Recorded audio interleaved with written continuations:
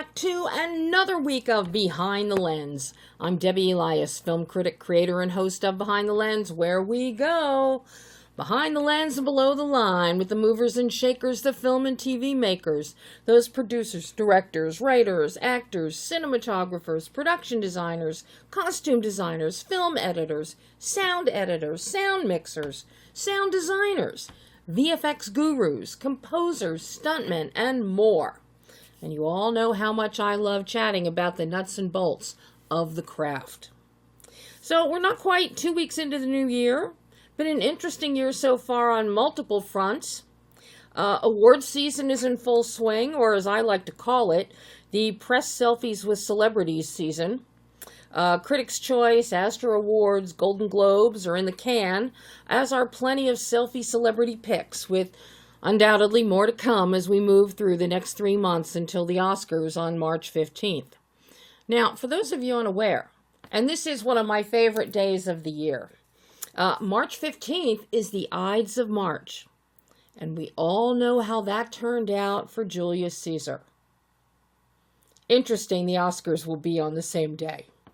But I digress. Getting back to this week and BTL, how many of you went to the theater and saw Greenland 2, Migration? You heard director Rick Roman Waugh talk about it with me on last week's show.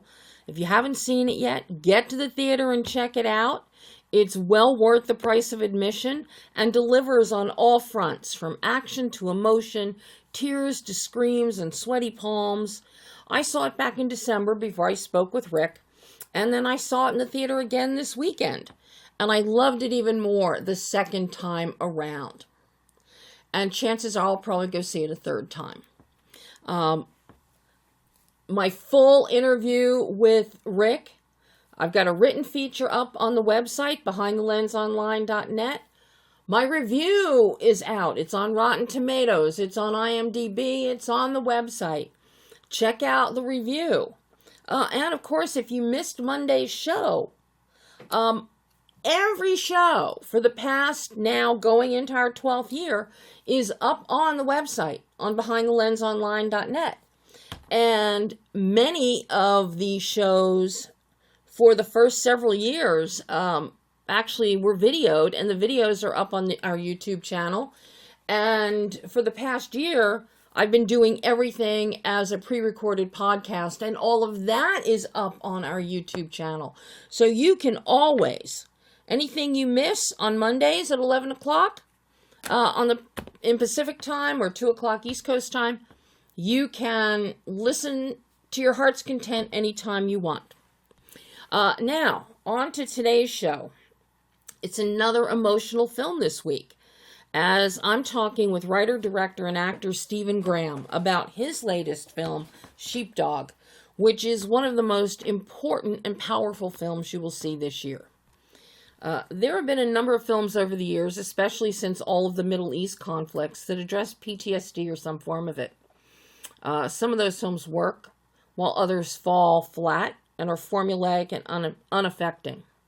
Those of you who have been following the show or following my reviews for the past 44 years know how much coverage that I do give to films that talk about our military and our military veterans, especially those dealing with the hardships that come with PTSD.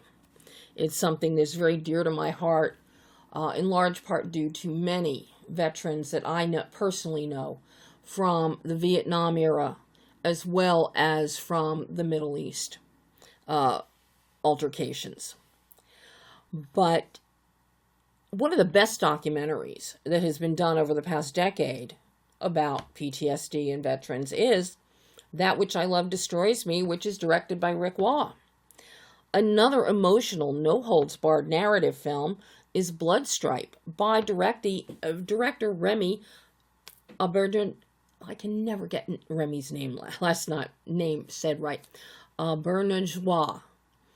His father, Rene, is one of the stars of the film, as is his wife, Kate Nolan. That film focuses on a female combat veteran and her battle with vigorous PTSD. Another interesting perspective comes from 2017's Megan Levy, directed by Gabriella Cowperthwaite, which focuses on a Marine corporal and her canine combat companion, and not only her fight to adopt her combat dog, Rex, after both are injured, but dealing with both human and canine PTSD. And there are many more. This is just a smattering of 3 different types of films that I recommend that address the issues of PTSD. And now we have a very unique film, Sheepdog, and that's thanks to writer, director, and actor STEVEN GRAYHM. Sheepdog is the story of decorated U.S. Army combat veteran Calvin Cole, who is played by Stephen, and he is court-ordered into treatment and into the care of a VA trauma therapist in training. Things become even more complicated when Calvin's father-in-law, a retired Vietnam veteran, incredibly played by Vondie Curtis Hall, shows up on his doorstep having just been released from prison. As Calvin's plan to run from his past becomes even more challenging, he learns through the support of his community, tough love and compassion, that he must put himself back together again for his family and for himself. As I said, the film is written and directed by STEVEN GRAYHM, and it stars Emmy nominee Vondie Curtis Hall, Academy Award nominee Virginia Madsen in one of the best performances of her career, Tony nominee Lily Cooper, Dominic Famusa, Matt Dallas. It's an amazing cast. Now, as you're going to hear in this exclusive interview, Stephen discusses the film, and it's an emotional powerhouse about PTSD. And it features authentic portrayals, and it's filled with hope. The film explores the impact of PTSD over time, with characters from different eras, and focusing on the importance of seeking help. Stephen emphasized, his refinement process. This has been in the works for 14 years, people. 14 years. To cull it down into what you're going to see on screen. There's an intimate cinematic style and an amazing collaboration with his cinematographer, Evans Brown, which he goes into great detail about. Interesting is that in Sheepdog, he also highlights the diverse treatment methods for PTSD, including EMDR and art therapy, as well as what's called tapping, which is something that many of us may do unconsciously, just in our everyday lives. There's also, he discussed the synergistic, cohesive, meticulous editing and sound design works as a triumvirate with the visuals. Those 3 disciplines are just, you can't have one without the other in telling this particular story. They are just locked together like with an umbilical cord, so to speak. The film has been very successful on the festival circuit, and the feedback has been amazing because of the impactful storytelling. And by the way, the film is in theaters this Friday, the 16th. See it, see it, see it. It's also a holiday weekend. If you have forgotten, because Monday the 19th is Martin Luther King Day. So it's a long weekend. So you got 3 days that you can go see it. Interestingly, what's most interesting from the get-go is the film's title of Sheepdog. Sheepdog itself signals what Stephen's intent of this film is. Drawn from Lieutenant Colonel Dave Grossman's book On Combat. That's the name of the book, On Combat. The metaphor divides the world into sheep, wolves, and sheepdogs, those who run toward danger to protect others. But as you'll hear Stephen explain, many veterans discover that when the uniform comes off, the wolf follows them home in the form of guilt, memory, isolation, and unresolved trauma. This film is about that unseen battle and about post-traumatic growth rather than combat heroics. The genesis of the project was unexpected. I love to ask filmmakers, where were they reading the back of a cereal box over breakfast in the morning, or looking at their phone and suddenly got an idea? Hey, I think I'll make a film about World War II.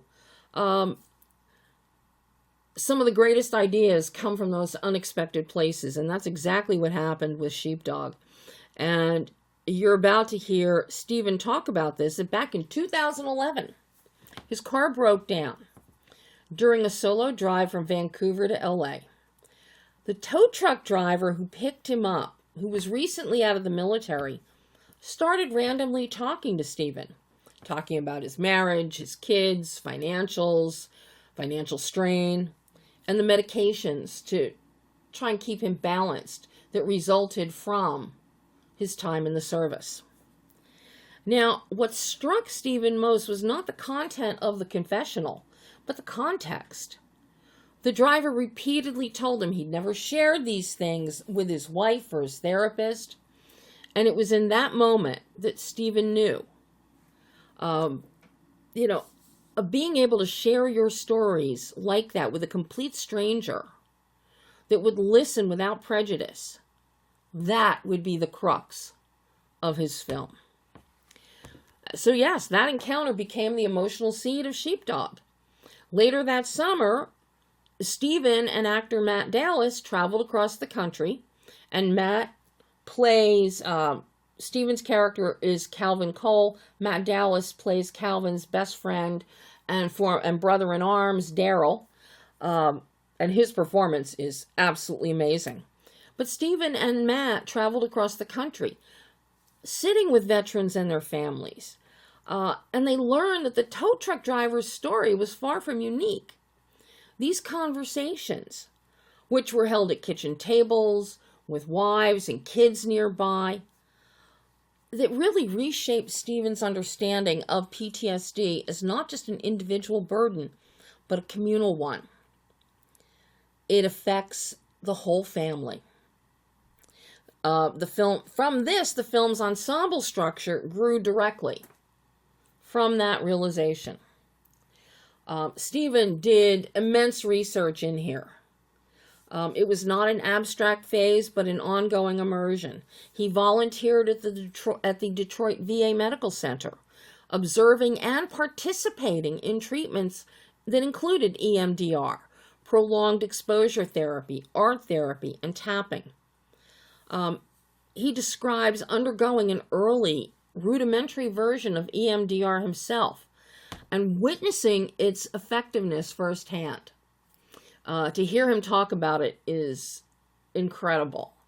So I can't wait for you to hear the excitement and the import in his voice as he does. Now, the first draft was nearly 187 pages. We're in Gone with the Wind territory there. And the first draft included full deployment sequences, which would be flashbacks going back to Calvin and Daryl being sent off to battle. But over 14 years, Steven treated the screenplay as a living document, expanding through research, then relentlessly distilling it down to 90 pages. Like a good bottle of whiskey, as he describes it.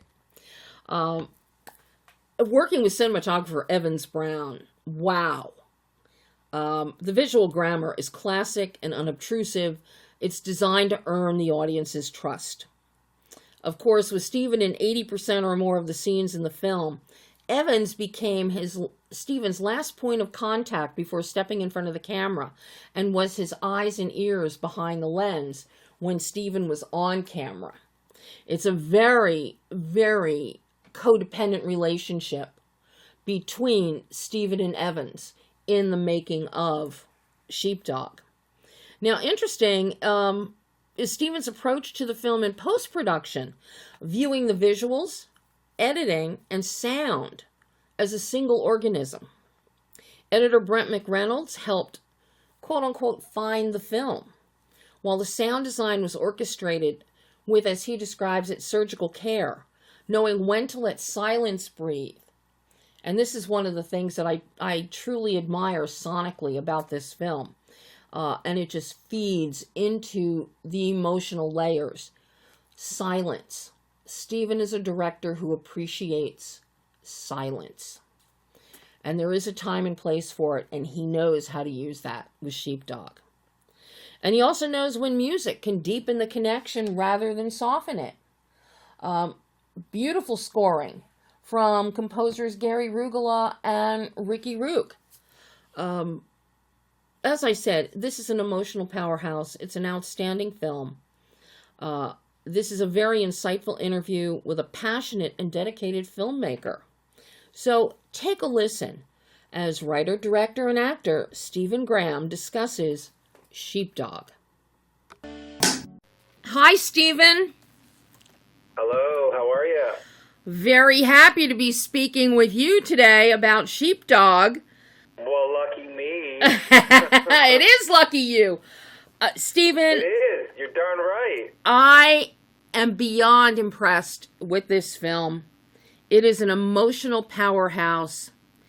And I love the authenticity, the truth, the humanity, and the approach that you take with this film, because I have been covering PTSD films for a number of years. It's very dear to my heart, based on a lot of veterans that I've known, a good portion going back to the Vietnam War. And to see somebody actually give us a film with hope is, in this situation, is rare. So I applaud you for that, and I so appreciate that, because you lay this all out. We see both sides of the coin. We see what happens when you don't reach out for help. We see what happens when help is there for you. And we see what happens when you take that helping hand and the hope that it brings. So I just applaud you for this one, Steven. It's wonderful. Wow.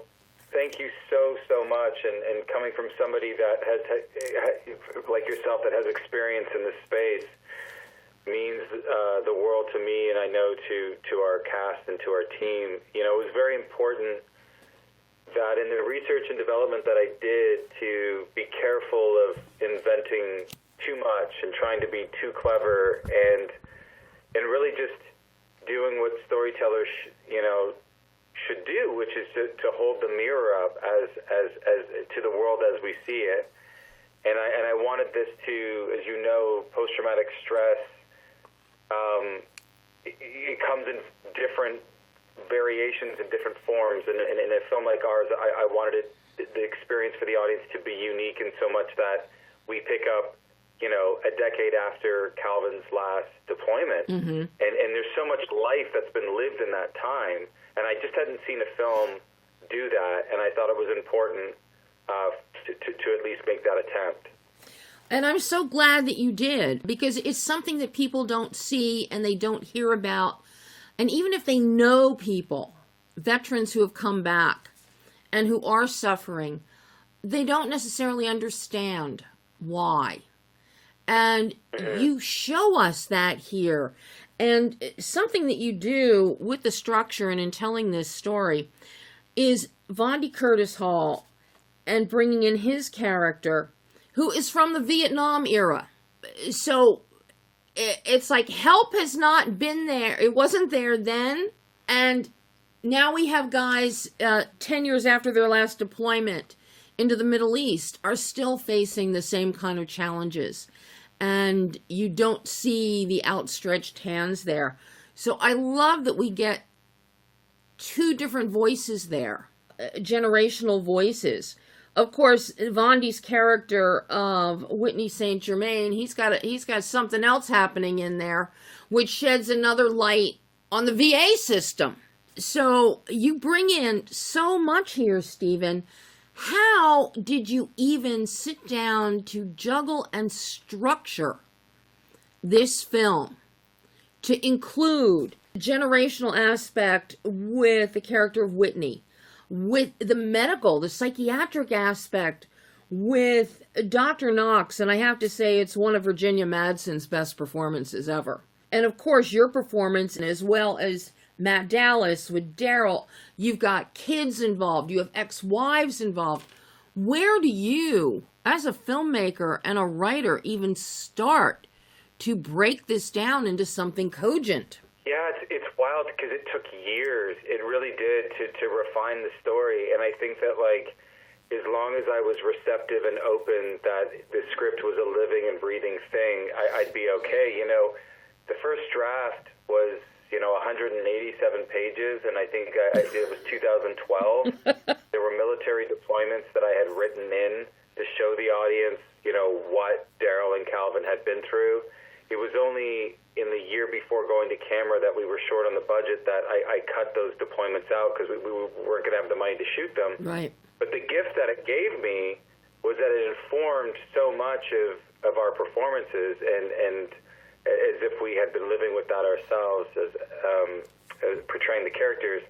It's interesting because I always saw Sheepdog as an ensemble piece that, I'd always seen in the research I would do. I wasn't just sitting at a table with a veteran. I was sitting oftentimes at their dining table with their family in the other room, or, I was really able to really soak up the entire experience of the ripple effect of it's not just how trauma impacts this one individual, it's also the ripple effect of how it impacts the families and the communities and what it takes to come together. So to answer your question, over the years, I was able to really distill it like a fine whiskey and get down to refining that story. When we went to camera, the script was under 90 pages. Wow. I was really judicious about what I was going to cut, knowing we had little money to tell the story, and making sure it was a complete story. Wow. Curious, what was, because you have been on this journey for so many years, what was that mustard seed that sprouted this entire story? Was there one single thing that it's not the kind of story that the average filmmaker or writer sits down and says, I'm going to tell this story. What was that kernel that spoke to you and made you say? The kernel was in 2011. I was shooting a movie up in Vancouver, Canada, and I had just wrapped on it. And so I was driving through the night back from Vancouver to home in Los Angeles, so it's like a 24-hour drive straight through. And 20 hours into that drive, I was like 3-4 hours north of LA, and my car broke down. So I called AAA, and they, called the local tow truck driver to come out. Guy picks me up. And during that 3-hour drive, he began to open up about, the troubles that he had in his marriage and the challenges of being a father of 3, financial hardship. And then he began to open up about the various medications that he was on that were tethered to his military service. He had just gotten out just a few years prior, and he was really struggling. And, throughout that conversation, he kept, he would stop himself and say, I can't believe I'm telling you this. I've never told my wife this. I've never told the therapist this. And when I got back to LA at the end of that ride, I looked into his eyes, and I was pretty certain that, like, we were never going to see each other again. And there was comfort in that for him. And that was the seminal moment of being able to share your stories like that with a complete stranger that would listen without prejudice, and the power of that. And I thought, okay, well, there must be more men and women like this tow truck driver. And it was that summer that I set out on a nationwide road trip with Matt Dallas to uncover that truth. And sure enough, we found out very quickly that indeed the tow truck driver was not alone in his experience. And the question was, what were we going to do as artists or storytellers to bring that to light for all of us? And that was how we embarked upon the journey, never knowing it was going to take 14 years to the screen. Funny how that Yeah, works. I mean, if you were to ask Matt probably thought it was like, just my first draft of the script, he was just so over the moon about it. I think it's just, it's just being done, that it was like, Ben Affleck and Matt Damon or something like that. Like, we're going to go out, we're going to make this movie, it's going to be, and it was very, very, very, not much. It was not that experience. We fought for years, and a lot of great things came out of that, which was the story got more and more refined, and as I said, as we got older as actors in real life, so did our characters.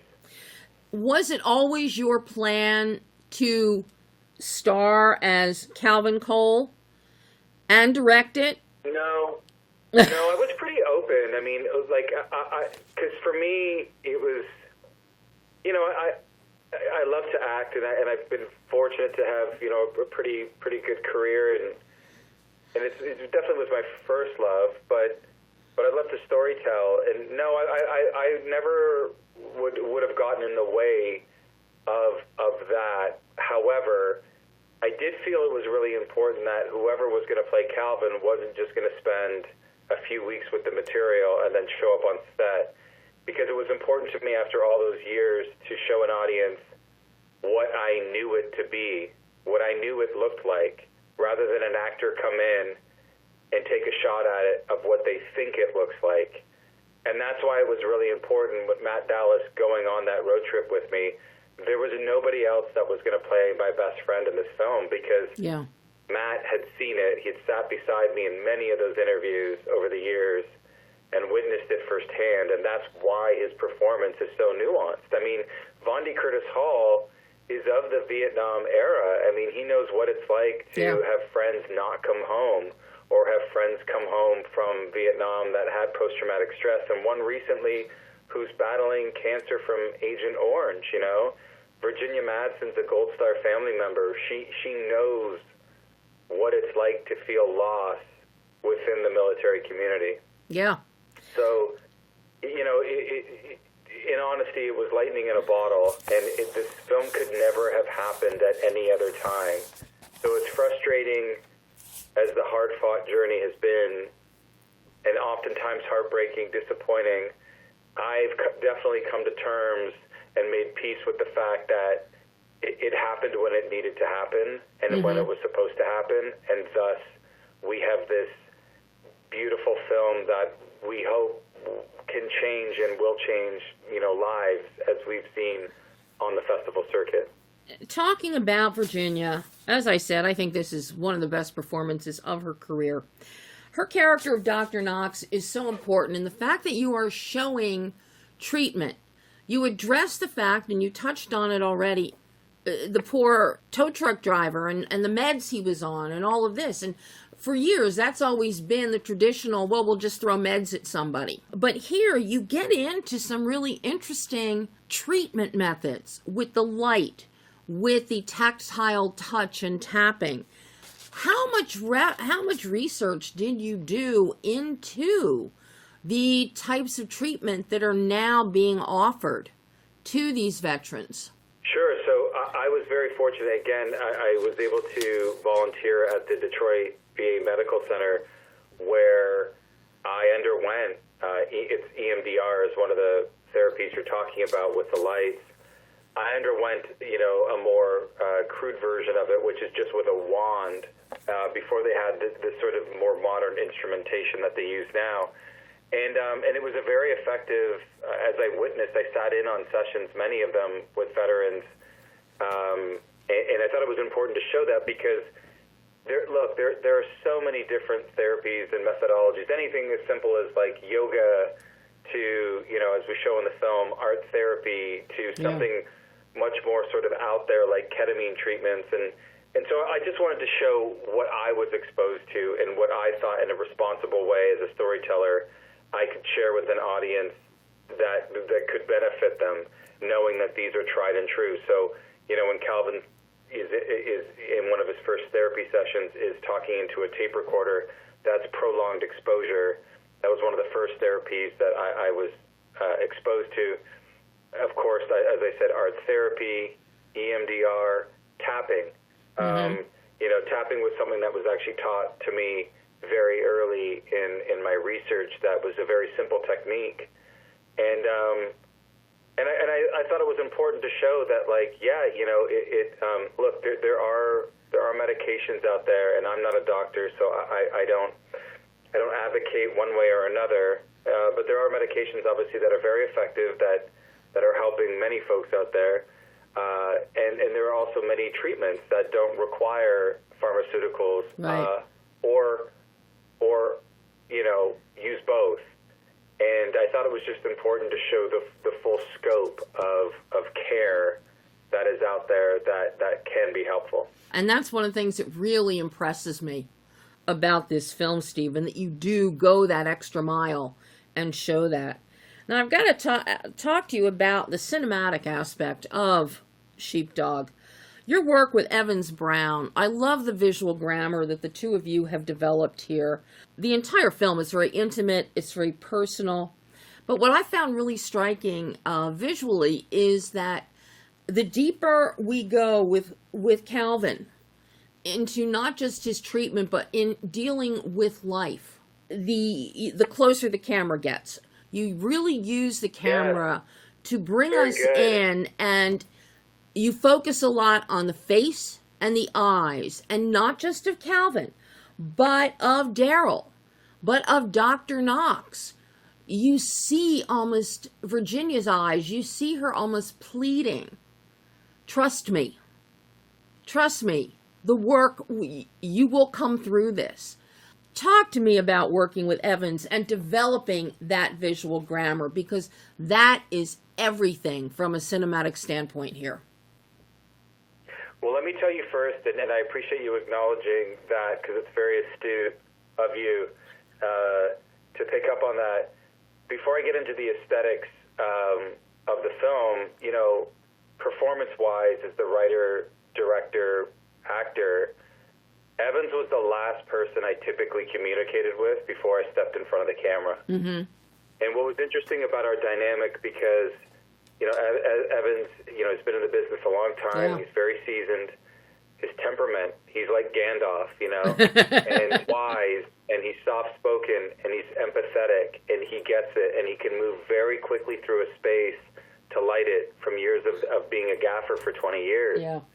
And I had to address that first, because I'm telling you right now, all the years I spent in the community, those final moments before you step in front of a camera can literally affect everything, no matter how talented your cast is, when you were playing that main character and you're the director. And it was that level of support that I got from him in those critical moments before stepping in front of the camera that really set the tone for what I was able to do and how free and honest I was able to be as an actor. Now, that said, the aesthetic, I said to Evans, I don't want to shoot this handheld, and he agreed. I said I wanted the audience to trust us. I don't want to play any tricks with the cameras, is Calvin having an episode or something, or is it, this kind of thing with, that you kind of see on some of the procedural stuff on television. Right. And I said, listen, I want this to be shot like a classic film. It's all behind the eyes. It's not just what the characters say, it's what they don't say. It's in the ambient shifts in the score, the soundscape. It's in the lived-in locations. There's no film sets. Those are all practical locations. And I said, everything needs to be authentic. And if one thing is out of whack, like you try to do some fancy camera angle off a crane or whatever, the audience is out of it. I said, so let's just keep it simple. I gave him references like, for me, this is like The Deer Hunter meets Manchester by the Sea meets Good Will Hunting meets Coming Home. And all those films have a very similar aesthetic. They're very filmic. And even the aspect ratio being 185, that puts the audience in the story with us. Yeah. Rather than looking at it, letterboxed at 240 and kind of being, I wanted the audience to feel like one of the characters in the film. So yeah, and then as you said, as we get further into the story, it becomes more and more personal. And you start there's less cussing in it. There's closer, tighter angles. Mm-hmm. It's putting you closer and closer and closer to the story as it unfolds. Well, if we only have time for one more, I have to ask you about working with your editor, with Brent, the pacing and how you reveal things and not reveal them, such as episodes with Daryl, such as an incident that involves Calvin's daughter, without giving away spoilers here. But working with Brent, how challenging was this editing process? Oh my God, I mean, Brent's greatest gift that he gave me was his grace and patience. He really allowed me to explore the film, and he was just a tremendous editor. I mean, he understood, like, as they say, you try it to deny it, meaning if you can see it and you see it doesn't work, then you can remove it and you can make your peace with it. We had a longer version of the film, and we had tested it for audiences, and the feedback was just so positive. But we knew, Brent and I knew, we needed to cut for pacing probably another 10 minutes from the film. And so we were frustrated. You're getting this great feedback, people, really responsive to the movie, but we were trying to figure out where's the cut. And there was this scene that is in the opening of the film that's not there anymore, where it's Calvin and Daryl standing at Calvin's truck. Mm-hmm. And it was an important scene. It's in the opening. The moment I cut that, it unlocked all the other cuts in the movie that needed to happen because it dictated the pacing. We removed that out. Then we were able to put the opening titles over those drone shots. Mm-hmm. This gorgeous song by Jackson Dean, Wings, that makes you feel like you know Calvin, that you can feel that you haven't even met him yet. He hasn't even spoken a line of dialogue yet. So that's the level of detail that went into the editing process, and I could never have done it without Brent's masterful help. It's beautifully cut, and dare I even say, I have to say, hand in hand with that, with the edit, is your sound design and your use of silence. You have some of the most powerful moments where no one is speaking, or we hear a voice not on camera speaking. And it adds so much more depth and internalizes Calvin's pain and his growth to come out of this. Just on every level, Steven. Excellent job. So well done. I so appreciate you saying that, because all of that was meticulous, like truly, especially in that sound design of knowing where we could pull back score and allow the silence to permeate in those ambient shifts, and then knowing where you needed, for instance, like when Calvin's cutting Whitney's hair, and, I'd spent so much time in Detroit, so I was very influenced by Motown, and I thought that would be an interesting layer in there while they're having this, fellowship sort of moment together as friends. So, I thank you for saying that, because, again, it's the benefits of being the writer-director is that it lives in your mind's eye for so many years, and so even when you try something and it doesn't work, tonally what needs to come out of it, so you're able to be malleable and let's try this, or let's, So thank you for that, because if you gave me $10 million today to recreate that film, I would never take your money, because it was lightning in a bottle. And my God, were we all, especially including myself, just lucky to be a part of it, and lucky that these folks trusted us to tell their stories. Well, as I said, it's an emotional powerhouse. It is very thoughtful. It is profound. And I can't wait for everybody to get to see this film, Steven. Thank you so much. I sincerely appreciate your kind words and your support, and helping us to shine a light on the message of the film, and getting folks out to the theater to see it. So thank you. Oh, thank you, Steven. And I can't wait to see what you bring me next. And I hope we get to chat again in the future. I hope so too. Thank you. I'll be on the edge of my seat. Well, it just means you have to get back to work so that we can. I do, yeah. Stephen, thank you. And you have a wonderful holiday season. You too. Thank you so much. And that was Stephen Grayham talking about Sheepdog. Do not miss this film, people. It opens in theaters across the country this Friday, January 16th. I encourage you to go see it. It is eye-opening. It is heartfelt. And it will give you a new perspective on what veterans do go through when they're grappling with returning to society and quote-unquote an everyday life. Because nothing is everyday about it when you are suffering with PTSD and trying to assimilate. So, that is all the time we have today.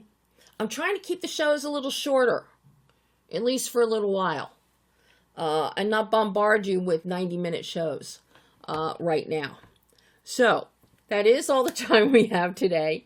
Tune in again next week when I'm talking with filmmakers out of Dances with Films New York.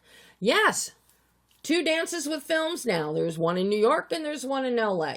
Same festival, 2 locations. The LA festival is later this year. But I've already spoken with a couple of filmmakers about one of the films that has its world premiere on the 18th at DWF.